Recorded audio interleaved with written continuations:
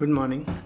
So we are doing the Bhagavad Gita and we are continuing with it. And last week we had done till verse 7 from chapter 7. Now in this I had explained to you all how the Prakriti and it evolved, and we had also given an idea about how these eightfold descriptions have come about of Prakriti. She had created the five elements, then the mind, which I think we are all aware of, then the ego, and then the reason. These are certain things that comprises of Prakriti. This is what he had said. And then he had said that I am none of these principles. This is the lower principle. Lower. Then there is a higher principle. The higher principle is what is called as the Jiva. Some people call it the Jiva Atma, some people call it the Jiva, some people call it just the Atma. They say we have a Atma in the body. So it's okay. Doesn't really matter, because at the end of the day we are still trying to understand how this whole thing works. So in that he had said how this Prakriti evolved twofold. Twofold is the first one, where the eight principles were there, eight things which comprise the first principle, which was called the lower one, and then the higher one. The higher one, which is called the Jiva. Jiva is that which basically is life, the one which gives life. So Krishna is now going to give an idea about how this whole thing works, because remember he had said that everything is in the form of a string.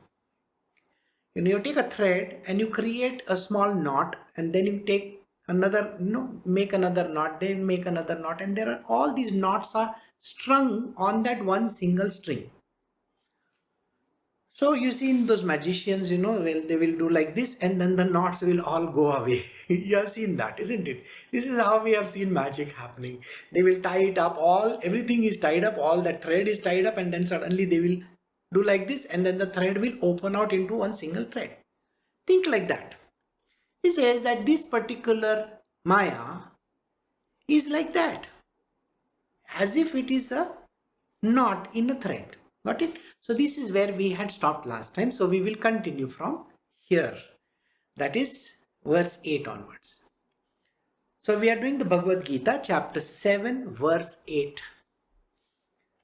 Arjuna, I am the sapidity in water, and I am the radiance in the moon and the sun. I am the sacred syllable Om in all the Vedas. The sound is ether, the sound in ether, and virility in men. We will do the next one also, because it's more or less going to give you an understanding of the subject. So verse 9 from chapter 7 of the Bhagavad Gita. I am pure odor, the subtle principle of smell in the earth, and the brightness in fire. Nay, I am the life in all beings and austerity in the ascetics. Now all this has got one meaning only. Krishna is describing himself, where he is to be found. So first he says, I am the sapidity in water. Now, if you see water in any kind or any form, what is it like? Think.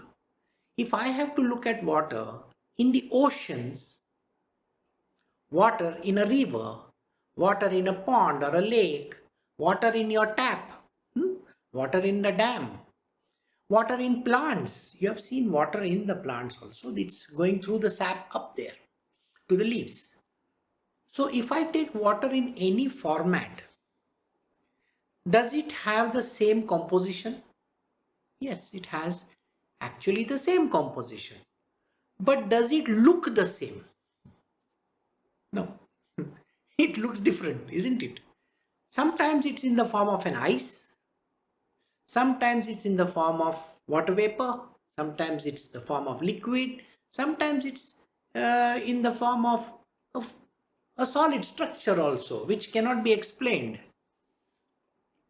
Now, when the water is going through the sap up, is it water or is it something else? It's a fluid. So there is one more state which we call as the fluid state. right? It's neither water nor liquid nor gas. It's something completely different. Nobody has understood. Those who understand pure physics, they will want to know how many forms of water are there. There are unimaginable forms of water, by the way. If you just Google it, you will come to know that water is not just H2O, just not the one that you see. Water has got so many forms, unimaginable number of forms. And you can find that out. So what is he talking about? What is Krishna talking about? He says it is not the physical form I am talking about. It is not that H2O or the two molecules of hydrogen and one of oxygen. No, I am not even talking about the water in the river, lake, this, that, and all those things. He says that which makes it water. Did you get it? That which makes it water. What is it? What is it that makes it water? The sapidity in it. The reason why water can be called water. Same way he says the next one, the radiance in the moon and the sun. See, not necessary the sun has to be glowing. Okay? You will ask me, why is the sun not supposed to glow? Well, the answer is very simply this, it's a dying star. Sometimes it glows, sometimes it blows away. It can transform itself into anything.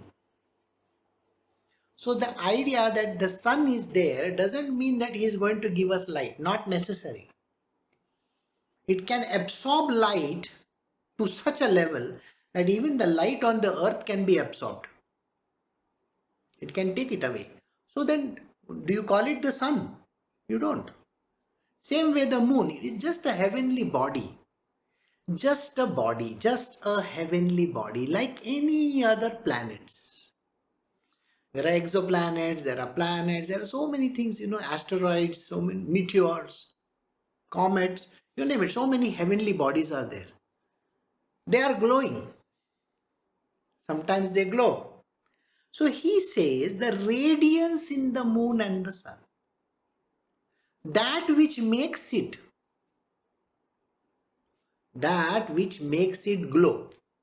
You will say, oh, there is that, hydrogen, helium thing going on constantly, fusion, fission, fusion, fission. We are not talking of that at all.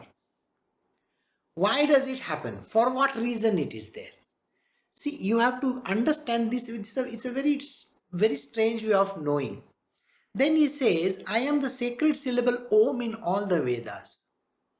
Now, those who had joined for my Saturday, Sunday satsang in the Bhagavad Gita, I had given a kind of a very weird explanation for how this whole thing works. The Om. What do you mean by the Om? Om is like a vibration. I had just given an example over there. It's like the vibration, like a sine curve. Just something which moves. It's a principle which makes movement, makes it happen. Makes it happen. What are the Vedas? The Vedas are the framework. See, we have always thought Vedas are some kind of a written books and all that. Vedas can be written, they can be by hearted. These are words strung together like the. You got it? They are words strung together, but do they make sense? What do the words say?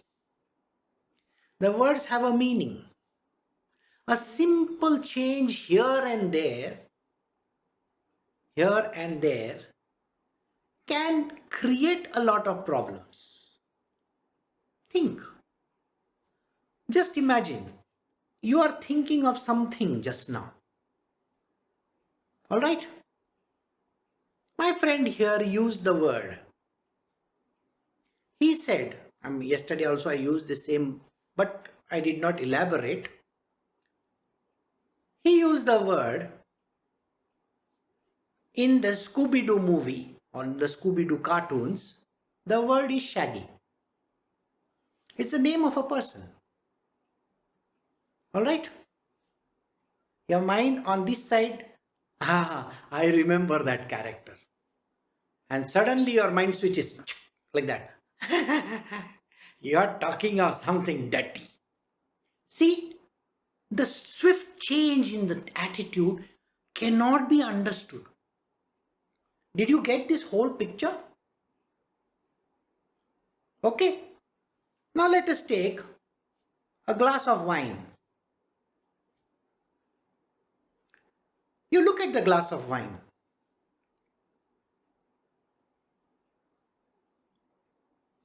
Alright, it is lying there on the table. You're looking at the glass of wine lying there on the table. You don't feel like doing anything with it. Suddenly, it changes over. I want to clean the place up. Why should I throw it? But sir, it is early in the morning. It is last night's. Last night you were completely sozzled, you were zonked out. And it was lying on the table. And today in the morning you had that little bit of a hangover. But whatever the case might be, why drink it was the first thing. But moment later, when you want to wipe it clean, why throw it away? Tuck. The swift change. Everything changes like this. Everything in the world changes. Got it? Why it changes? Because just a little matra. Matra means? Matra has got a meaning. When we write letters, letters. A, B, C, D like that. See, you may say, what does ABCD have? ABCD doesn't have matras. Who told you that? You see, in French, if you go and see the letter A, it has got number of connotations. You can make it acute, you can make it grave, you can just have the word, just the letter, makes a big difference. The letter C, C Sedila, a diphthong. These are joined. So there are so many things which we actually don't see it. But the way we pronounce it differs. So when you take the Vedas and if you are saying a mantra, just imagine the mantra a little twist here and there. It is not even significant twist. It's just a little matra here and there. Matra means, like I said, in English it is there. In Sanskrit, you have the O, Au, those kind of the A, I. Just a little twist. Just that Chandra Bindu on top. Instead of it being Om, it will be Om. Like that. The Chandra Bindu on top of Om changes the whole meaning of that. If I just write like this and this, it is Oo. If I turn the tail inwards, it is Oo. If I twist the tail like this and goes longer, it is Oo. Now if I put the Chandra Bindu on top, it is Om. You see, the whole idea changes, isn't it? So he says, just that little, just that twist, just that little dot of it can change everything. So he says, I am that sacred syllable Om in all the Vedas. If I take that Om, it goes on and the vibration is just flowing like this, never ending. Or I can say Om, stop, Om, slightly longer, then more longer. Do you think it has meaning or it doesn't have? It has a lot of meaning. And this meaning cannot be understood unless and until you know the essence of it. So now comes the thing which you have to be very careful about. Is it Om Namah Shivaya? Or is it Om Namah Shivaya? What is it? Or is it Om Namah Shivaya? Yeah, that longer duration stretched out like, rubber band. What is it? What is the right one? Does anybody have any idea? Nobody has the idea. Got the answer? No one has the idea because it is not given. Enlightened beings especially don't have an idea. You may ask me, how can you say Guruji like this? Well, there is a verse for that. Yesterday, last week I did it. Hardly one amongst thousand of men strive to realize me. Of those striving yogis, again some rare one devoting himself exclusively to me knows me in reality. Even an enlightened being doesn't know Krishna. What about average human being? You think an average human being knows Krishna? It is impossible. So now I think you got the gist of it. How much of that stretching do you have to do in the Om? Nobody has given an idea about it. You see, those who read the Vedas in the book, in the scriptures, where is it written go on the Om for about 1 minute? Then again, whose minute are we talking about? Is it Brahmaji's minute or my minute? See, got the gist of it all or no? So the mantras have no efficacy because of this reason. The mantra has no efficacy because of this reason. Nobody is explaining to you. You just say mantra for the sake of saying and nothing happens. Okay? It's like, if I have to use a slightly different terminology, it's like being in love. What do you mean by being in love? There is no definition for it. How long? Many years? I saw somebody's post in the Facebook that day. My mother and father are in love even today at the age of 28 years of married life. Is it? What are you talking about? You don't know the inner meaning of what you're talking about. Those fellows have lost their love long ago. And they don't know. They're just faking it. Like they say, na, you have to fake it in most of the times. Got the answer? So it's like that. So this Om cannot be quantified or qualified and nobody has any clue about it. So he says, I am the sacred syllable Om in the Vedas. The sound in ether. So the Vedas have this Om in it. Where is it? So it is called the essence of it all. The essence. Nobody has any clue. But it is there. Do the Brahmanyanis know about it? Guaranteed they don't know. I can write and give you. A Brahmanyani has no idea about Krishna. Do you know the reason why? Brahmanyana means the knowledge of Brahma, by the way, not Brahma. Today morning I was explaining this concept to one of my students and I said, those who become Brahmanyani have knowledge of Brahma, but they are not Brahma.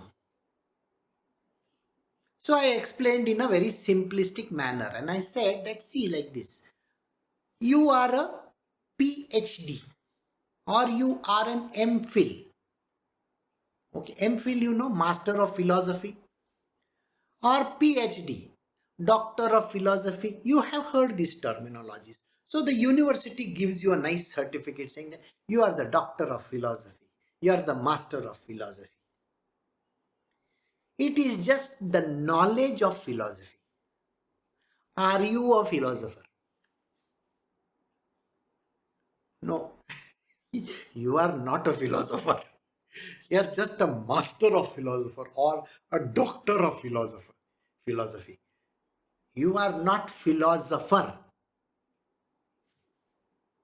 So knowing Brahma means exactly like that. Do you really think philosophers get a PhD? No, nobody gave them the degree called PhD. You don't even have to give them a degree because they are philosophers. Got the answer? So Brahma is Brahma. You can become a Brahmanyani, a PhD. You get a certificate, you are a Brahmanyani. Come on. You are a Brahma Yogi. People have these fancy designations. I am a Brahmanyani. I am a Brahma Yogi. Okay, very good, sir. You have reached somewhere, yes. But have you actually touched the post? Have you become that? No. If you become a Brahma yourself, you are dissolved. Got the point? If you become a Brahma, you are dissolved. So where is your Astitva? Astitva means, are you existing anywhere? So those who are Brahmanyani are just knowledge blokes.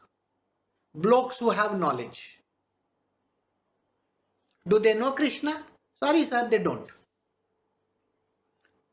Now, how do you know Krishna? All the Brahmanyanis have to transcend the Brahma. Transcend. Jump over it. Jump over the moon like that. The cow jump over the moon like that. You jump over. Go to the other side. And then try to find Krishna. The technology is love and devotion. Faith, love and devotion. These are the words.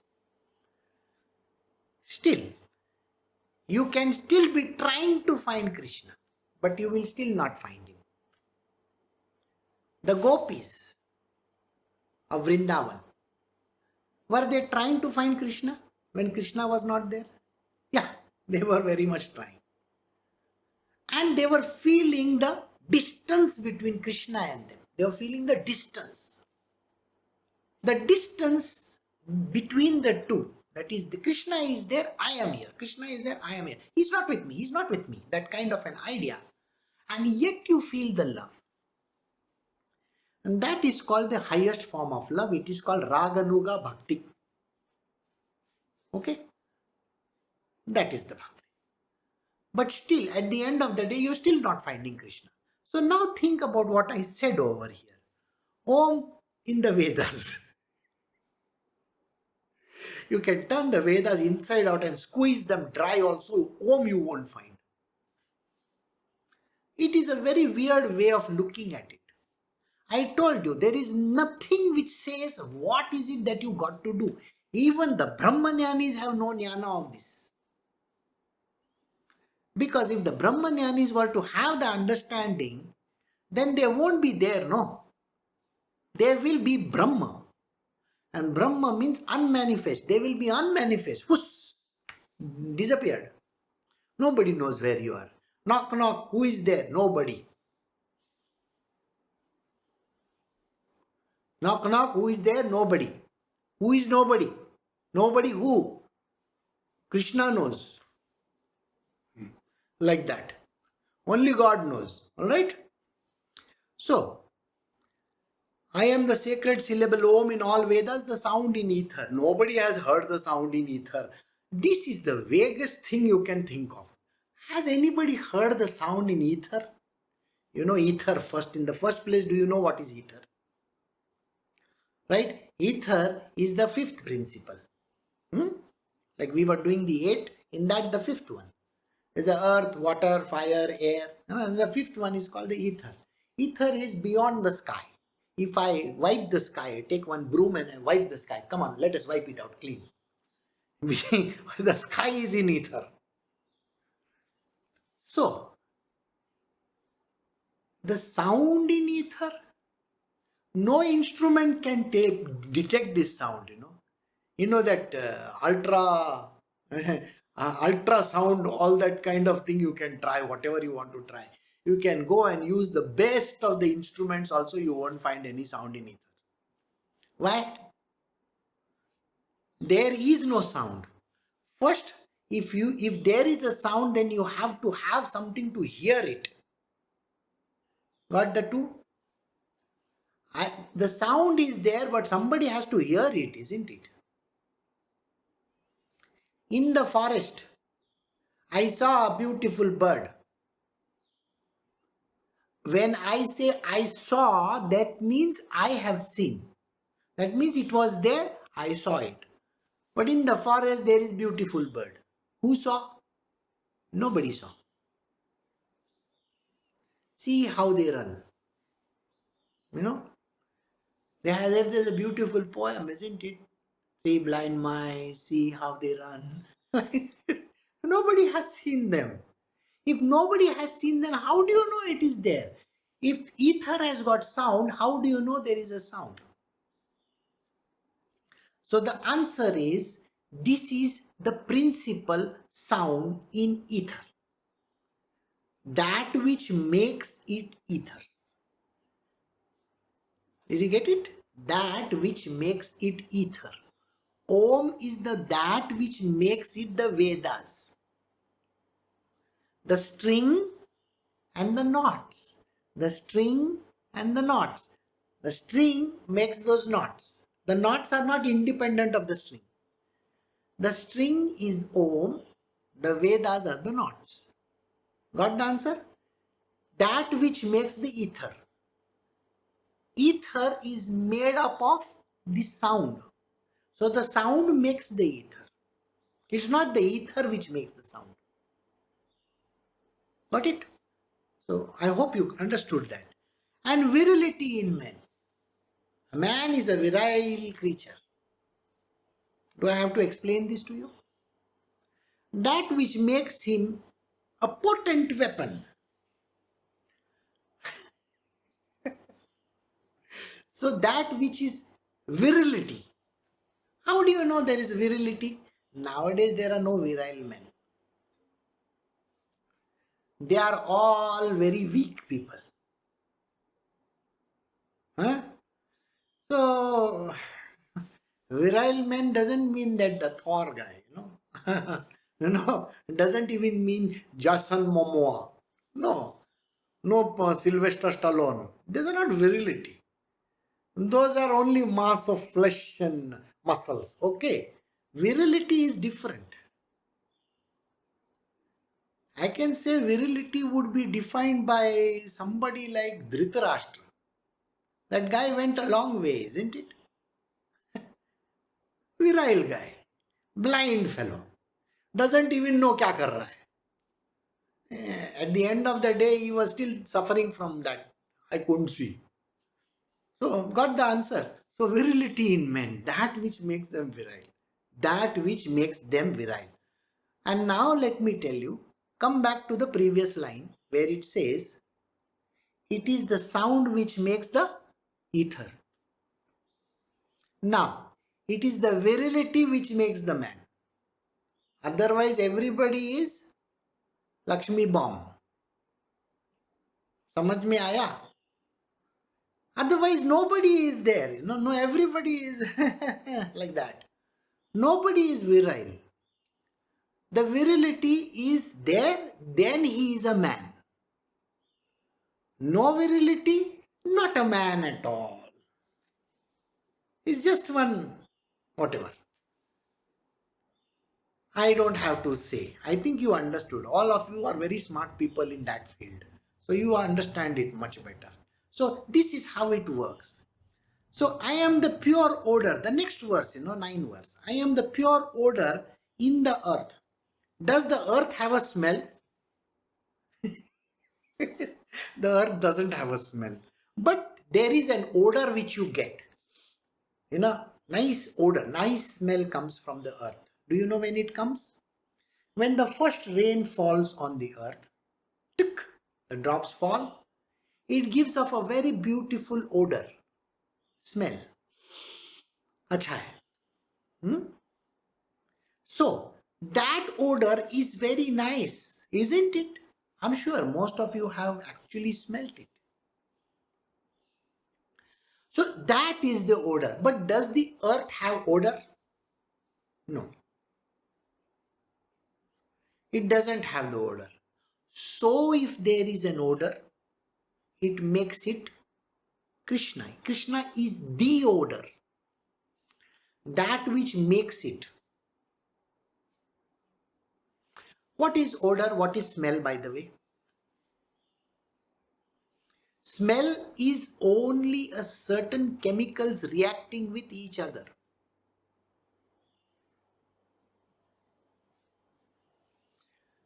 And there has to be a receptor.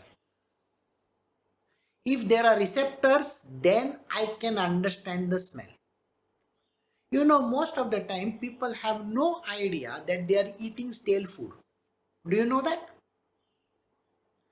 People don't really have an idea that they are eating stale food. People don't have any idea that the milk that they are drinking is not milk at all. But people think, oh, this is milk. When it is written ice cream, it is not ice cream. Okay? it is coconut oil. When you eat ice cream, supposedly ice cream, it is coconut oil. It is a froth. Basically, it's made like that. Few people understand this. So, what is this all about? The understanding that a man has of a subject matter. Any subject that is there, you have to understand it. Understanding means knowing it. I have to know it, I have to experience it, then I understand it. It is not the other way around. See, like I said just now, you are drinking milk. Do you have a good sense of smell? Yes, no? If you have a good sense of smell, you know what's going to happen? You will immediately sense it. And when you immediately sense it, you will come to know what is that smell. Imagine if you are smelling the cows in it. How can you smell the cow in that milk, sir? You cannot smell cow in the milk. It is come from the local dairy, There is a local dairy over here. They make the milk and give it to you. There is no cow in that milk. And yet if you are smelling of cow, that is something very weird. Yesterday we had a phone call with a person. In that they charge 1,600 rupees for 1 kilo of ghee. So I said, how can you charge 1,600 rupees for 1 kilo of ghee? In Bangalore, we get the best ghee, by the way. Best ghee. And that is Nandini ghee. You know why Nandini ghee is good? Even Tirupati Balaji, Balaji Tirupati, next door. All their laddus are made in Nandini ghee.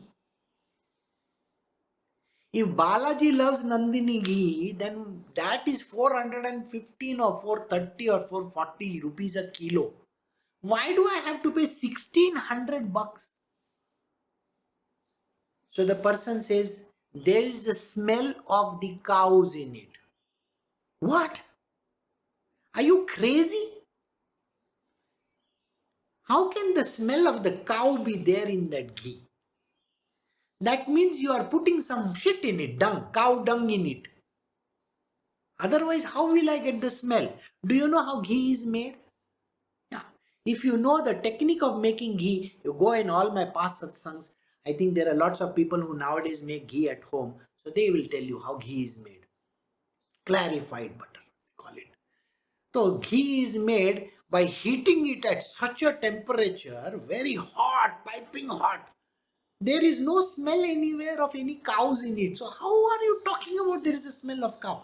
So the person who was the customer relationship manager, the person says, I'm sorry ma'am, we do not have any idea about this, but we will take your feedback. And now we will put, now that this didn't say, but now we will try to put less of that cow shit in it. Okay, cow dung in it, so that you don't have to smell it. Making a fool of people is not good. So the essence is not that. When we say, if I go to eat the laddu from Tirupati Balaji's temple, Tirupati, the essence is the nice smell that you get. That reminds me of Balaji. Do you get what I am saying? One more explanation I will give. You know, you have an ex-girlfriend or something like that, and you have some paper or some handkerchief or something of hers. 2 years later also, if you smell that handkerchief, you will still say, I can still get the smell of hers. Ah, come on, yeah, 2 years have gone by. No, I still get the smell of hers. That is called the essence. Actually, the girlfriend is not in that handkerchief. She's not there. She's disappeared. She's got married and settled somewhere. Who knows? We don't know. But, but just having that thing and smelling in it, yeah. There is a character of Rajkumar Rao. You've heard of Rajkumar Rao in some films. There is a film called Ludo.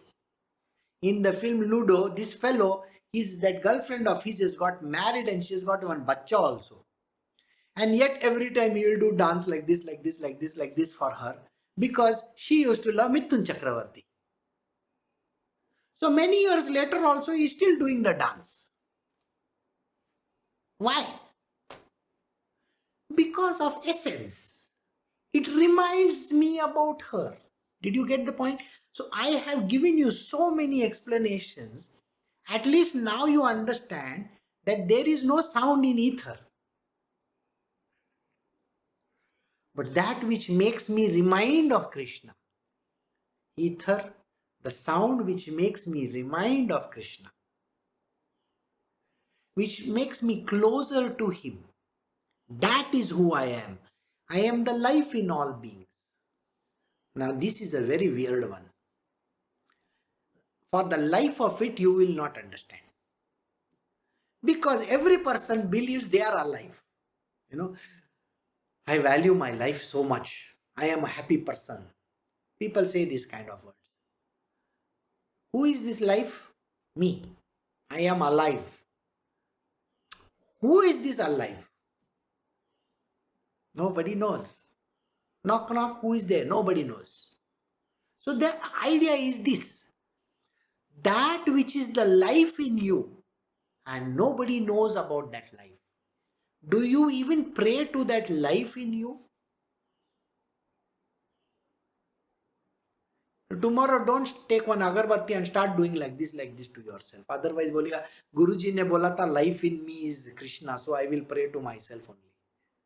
और सब लड्डू खुद खा जाओगे. That's a joke, okay? But think about it. Is that what it is? You have to know the life in you is Krishna. Nobody looks at it like that. We all think that life is I was born so and so, I will be dead so and so. That's it. Nobody has the idea that the life inside of you is Krishna. Do you know, even if I give you 10,000 different explanations also, the essence of this has to be somewhere percolating inside. Percolating inside. You know, in South India, they make filter coffee. Filter coffee. They have one small dabba filter, they call it. Usme na, they put the coffee powder on top and they put hot water in it and they keep it, and the next morning they drink that whatever decoction they call it. Decoction. They will put it in hot milk and all that, and then they will drink it. It is called decoction. Now, how much of coffee can you take out from that decoction, by the way? We are Indians. We love to go and milk it till it dries up. बोला last drop तक मैं निकालेगा उसमें से. I will take out the last drop of it all. Essence, the essence of coffee. Another example, sugarcane juice wala.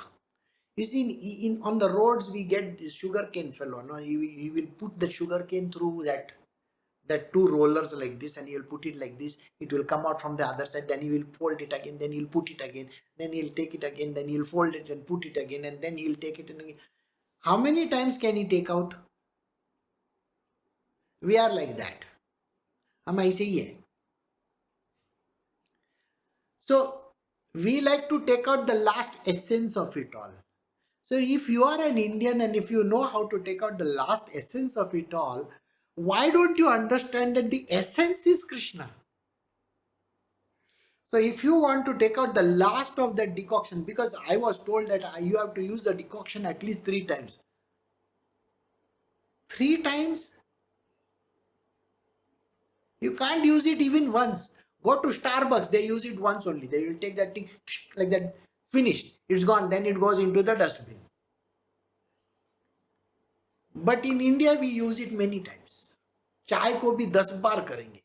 If you go to Gujarat or you go to Mumbai, that same tea powder, they will use the tea. They will take one stove, they'll put so much of thing in it, and they'll keep on boiling and boiling and boiling and boiling. The same tea powder they keep on boiling. Thinking that you have to take out the last drop of tea from it. Sir, the essence of it.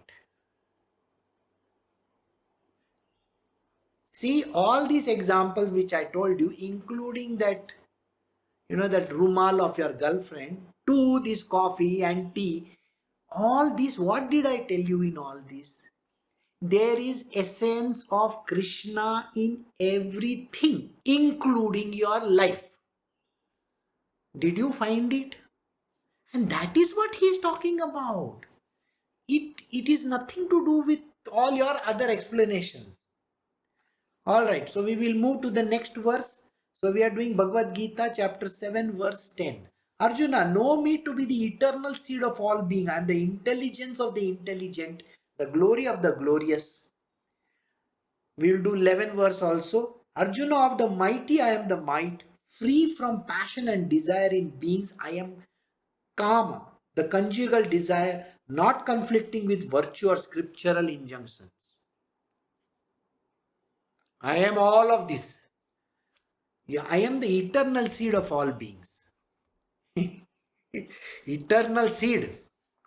The seed which keeps on giving more and more. Just now there was virility and now it is eternal seed. So eternal seed means what? Imagine the first man. His seed created the second generation, then the third generation, then the fourth generation. Like that, the generations after generations have come. Not just in men.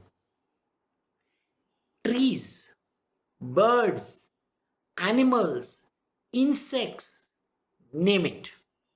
In everything there is a seed. Isn't it? So here he is saying, I am the eternal seed. Eternal seed. Do you get it?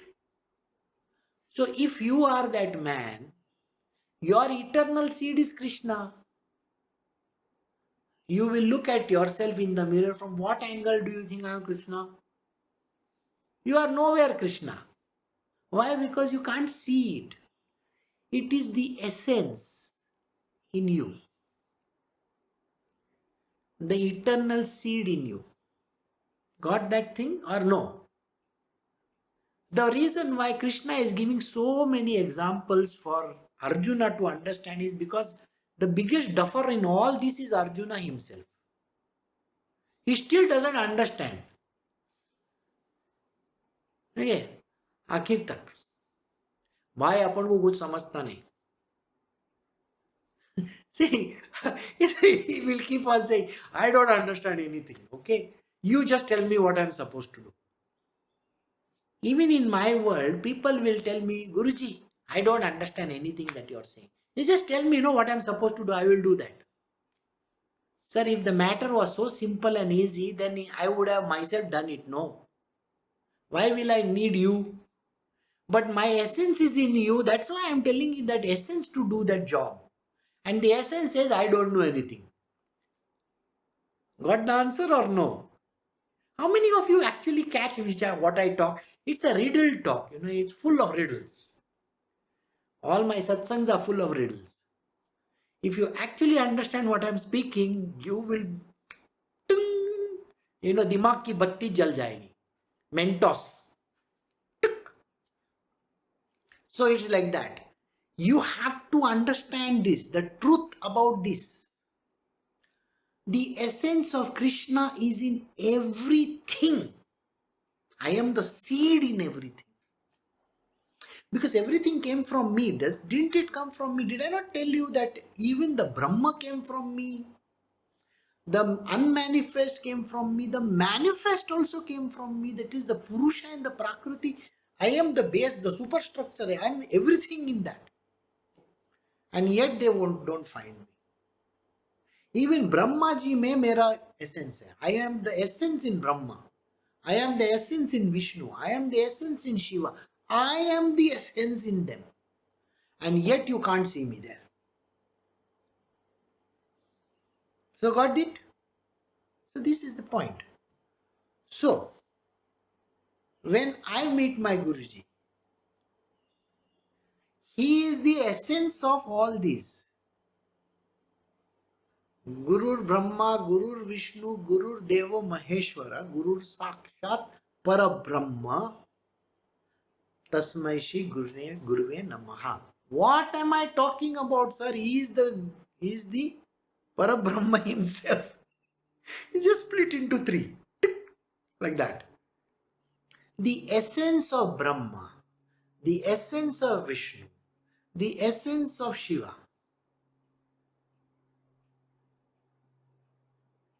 the essence of the Brahma also. Brahma is above these three gods. The essence of Brahma is in the Guru.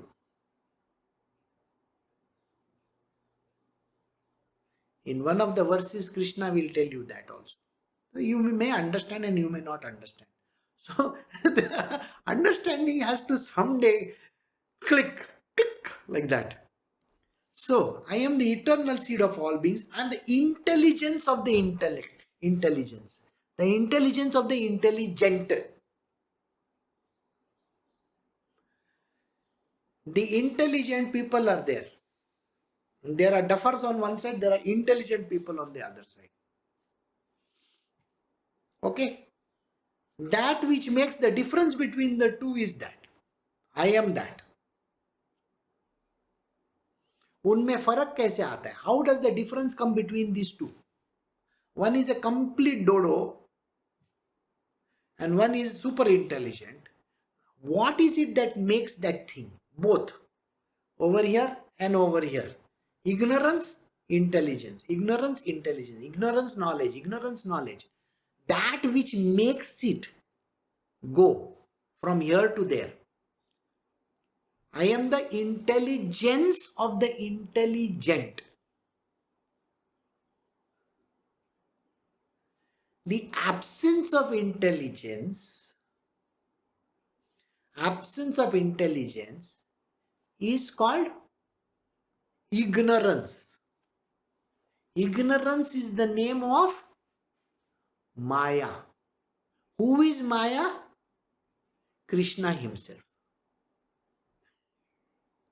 So the whole thing comes back again to the same place. So now did you understand? I am the thread in between all this. I have given you the full picture now. Did you get the picture or no? There is a duffer there, the person who has no brains and person who is intelligent. Between the two, what is it that makes the two? The intelligence makes the two. Lack of it and having it. So the intelligence is there. Now, what is it that is there in him? Intelligence is there in the intelligent. So that makes him Krishna. Did you get it? It's called the essence. Now this fellow doesn't have. What is there in him? Maya. Who is Maya? Ignorance is Maya, isn't it? Why is he unintelligent? Because he is ignorant. Why is he ignorant? Because Maya has covered him up. Why has Maya covered him up? Because it's everybody in this world is full of Maya, isn't it? All delusional. Delusional. But this delusion is whose? Maya's. And who is Maya? Krishna. We come back to the whole circle, and at the end of it all, you will still see the string in all this, the string. And those are knots in the string. Did you get it? Knots in the string. Then he says, the glory of the glorious. Of the mighty, I am the might. The beam is having a might, like that. Hulk. In the modern day, Hulk. He can do like this and break the whole thing up. You know that. The mighty Hulk. So like that, beam. So who is it that makes him like that? Me. So Krishna is the one who is the might in the mighty. The might in the mighty. Then he says, free from passion and desire. In beings I am Kama. What is Kama? Kama basically is all about lust, isn't it? Desire. I want. And lust is nothing but desire. Greed, another desire, isn't it? I want. Oh yeah. In everything there is a lust and greed. Kamdev, the god of Kama, is Krishna himself. This is known. Huh? Here he says, free from passion and desire. How can Kama be free from passion and desire? So we have again come to the same principle. Ignorance, knowledge. The previous line. Okay? On one side you are intelligent, unintelligent. Lusty, not lusty. Passionate, not passionate. What is it that makes the passion and the lust and the desire and the... So we have now reversed it out. That which is devoid of passion and lust. That which is devoid of passion and lust is the essence of Krishna. That which is full of lust, full of greed, full of desire is what? Maya. She makes you want, isn't it? Doesn't she tell you, come to me, come to me, come to me? It's exactly like that. So that which tells you to come to me is the desire and the lust and the greed. So that essence of it is Maya. Who is Maya? My own avatar. Maya is Krishna himself. So whether you see here or whether you see there, in one he showed on this side, on the other he showed on this side. So now you take the whole thing as one, and by this you will understand that Krishna is in everything. You will wonder, how is it possible? Krishna was the highest of the dispassionate beings. Isn't it? We know this in reality, in all the Krishna Leela, we know he is the essence of dispassion. He is full of detachment. Isn't that what he says? He is free from passion and desire. Krishna is free from passion and desire. Have you heard of the Leelas of Krishna in Vrindavan? He is the essence of free from passion and desire. And on this side, he has all the big gang of gopis. Now, we come to the next part. He is free from passion and desire. 16,108 wives. How many children? Countless. Million. Then your question will be, just now you said he is free from passion and desire. How can he have children? It is called the detached state of being. Dispassionate, detachment, discrimination. These are the 3 Ds of spiritual. So Krishna is the essence of the 3 Ds. When you become dispassionate, when you become detached, when you know discrimination, the real from the unreal, then you go and become spiritual. So when I was telling you the story of the yogis who cannot reach Krishna, just in this satsang I was telling you that there is everybody, even enlightened people can't reach Krishna. The gopis were always hankering for Krishna. I want to meet Krishna, I want to meet Krishna, I want to meet Krishna, I want to meet Krishna. Got it? The day this whole thing goes away, the hankering goes away, desirelessness comes in you. You are not even desiring, you don't have that hankering, you don't have that lust or greed. Free from lust and greed, free from passions, detached, dispassionate, discriminate. These 3 Ds are with you. That day you will meet Krishna. So if you hanker for him, it is going to give you what is called as Raganuga Bhakti. Got it? But the day you give it up, give up that and stop that hankering, you will see Krishna in everything. It is so simple, but the most difficult thing in the world to do. How do you find Krishna in anything? So this is what he says.